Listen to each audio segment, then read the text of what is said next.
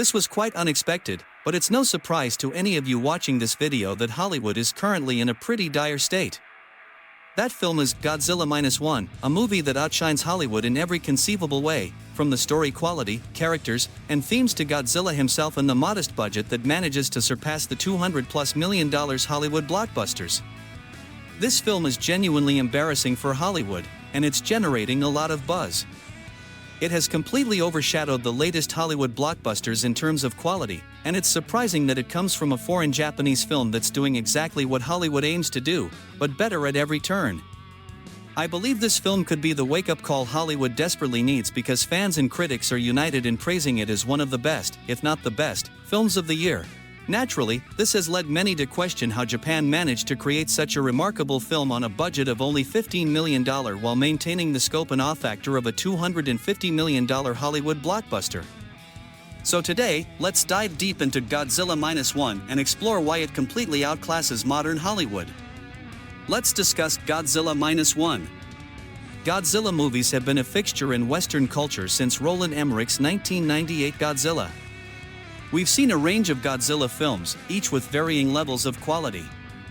The '98 Godzilla was disappointing, but Gareth Edwards revitalized the famous kaiju in 2014 with Godzilla, essentially launching the legendary MonsterVerse, which includes the 2014 Godzilla, Godzilla, King of the Monsters, Kong, Skull Island, Godzilla vs. Kong, and next year's Godzilla and Kong, The New Empire.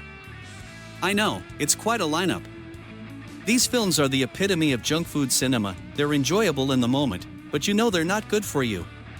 At best, they're big, dumb, increasingly absurd kaiju movies that you forget about as soon as the credits roll. Godzilla Minus One, however, is the complete opposite. While legendary Godzilla movies are multi-hundred-million-dollar spectacles, Godzilla Minus One was made on a $15 million budget. Minus One takes the biggest criticisms of legendary Godzilla movies and turns them into strengths, particularly with the human characters. The human characters in the legendary Godzilla movies are often lackluster, existing solely to move the plot forward. There's nothing interesting about them.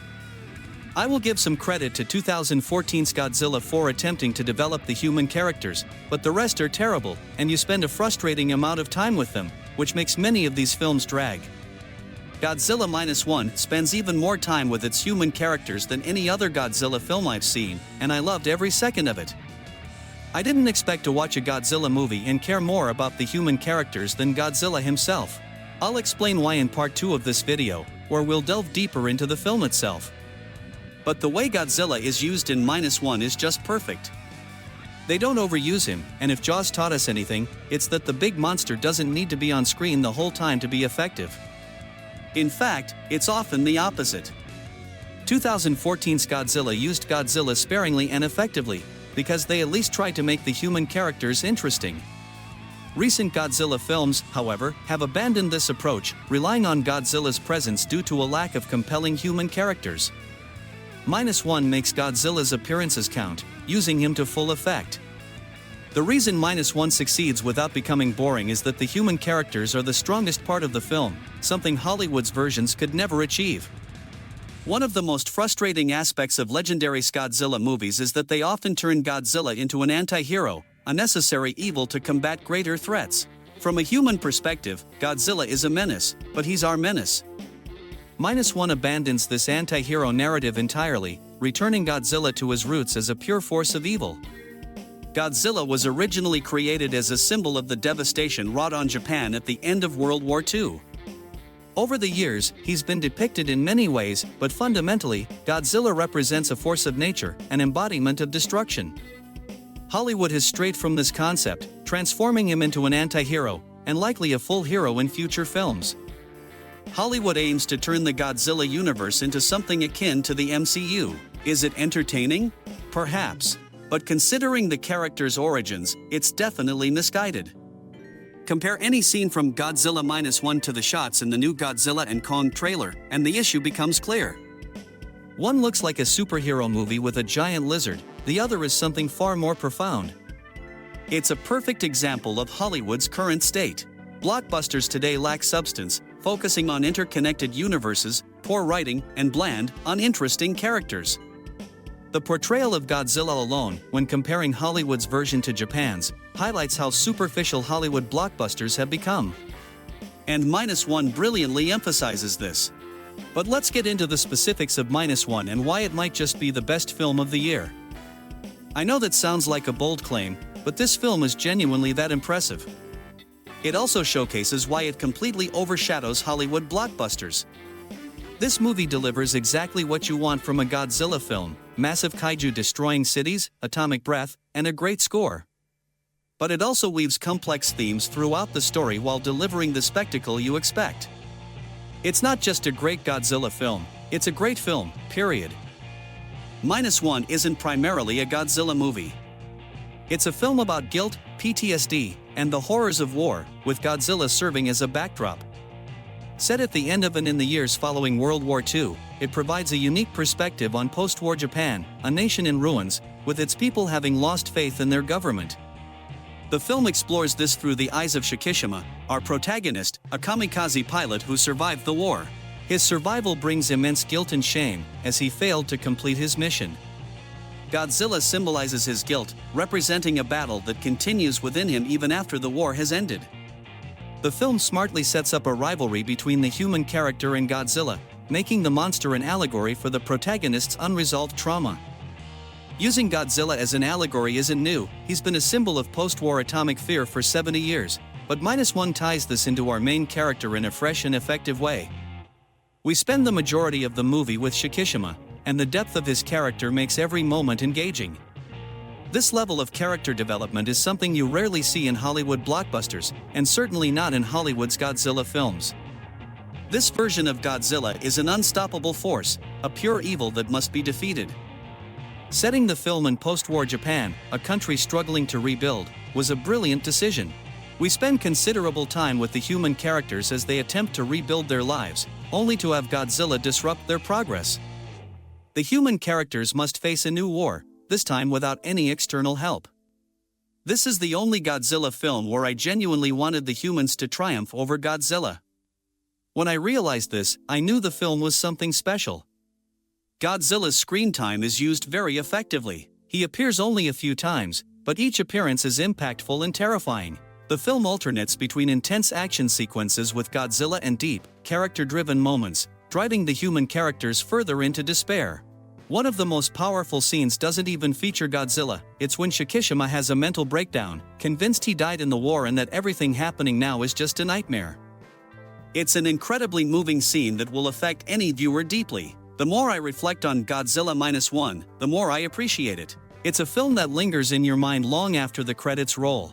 My previous top film of 2023 was Oppenheimer for the same reason. It kept me thinking long after it ended. Minus One has the same effect.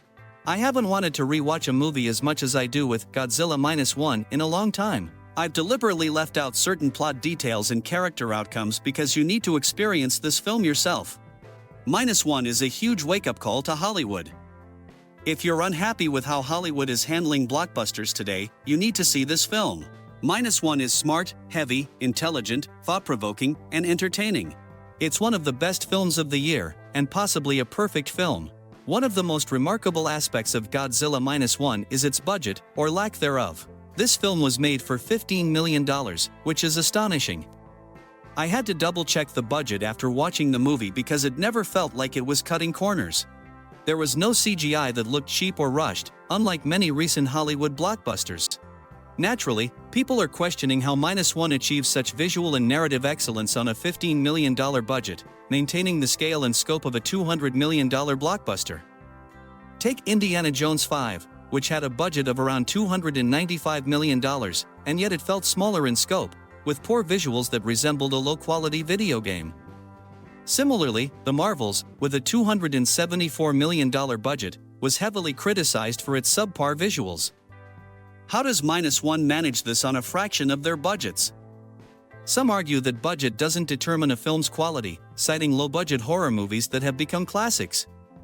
However, Minus One provides a level of scale and quality that matches and often surpasses big-budget Hollywood films. The budget is a significant talking point because Minus One demonstrates that a fraction of the typical Hollywood budget can produce a visually stunning and compelling movie. Hollywood seems to operate under the belief that spending more guarantees higher returns, but Minus One challenges this notion. If Hollywood studios continue to invest hundreds of millions in blockbusters that frequently underperform, they should take a cue from Minus One on how to maximize their budgets effectively. A scene in Godzilla Minus One where Godzilla wreaks havoc on a city, tearing apart buildings and using his atomic breath, is visually breathtaking. This sequence, lasting just 10 minutes, appears more expensive than the entire film's budget. This is not even considering the other action-packed scenes throughout the movie. The real issue for Hollywood is the consistent failure of their expensive blockbusters. While a $200 million film occasionally makes $1.5 billion, such successes are rare.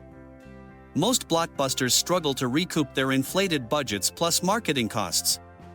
Films with sensible budgets like Minus One could yield much higher returns. Hollywood doesn't need $200 million to create a blockbuster experience. It needs talented filmmakers, writers, and VFX artists who rely on creativity rather than excessive spending.